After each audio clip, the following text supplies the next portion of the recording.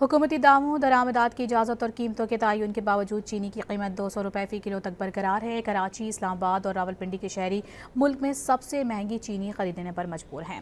विफाकी इदारा शुमारियात की जानिब से जारी करदा ताज़ा आदादोशुमार के मुताबिक मुल्क भर में चीनी की औसत कीमत 188 रुपये 4 पैसे फ़ी किलो पर आ गई है।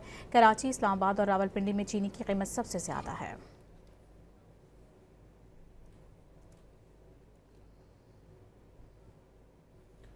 हुकूमती दामों दरामदात की इजाज़त और कीमतों के तयन के बावजूद चीनी की कीमत 200 रुपये फ़ी किलो तक बरकरार है। कराची, इस्लामाबाद और रावलपिंडी के शहरी मुल्क में सबसे महंगी चीनी खरीदने पर मजबूर हैं। विफाकी इदारा शुमारियात की जानिब से जारी करदा ताज़ा आदादोशुमार के मुताबिक मुल्क भर में चीनी की औसत कीमत 188 रुपये 4 पैसे फ़ी किलो पर आ गई है। कराची, इस्लामाबाद और रावलपिंडी में चीनी की कीमत सबसे ज़्यादा है।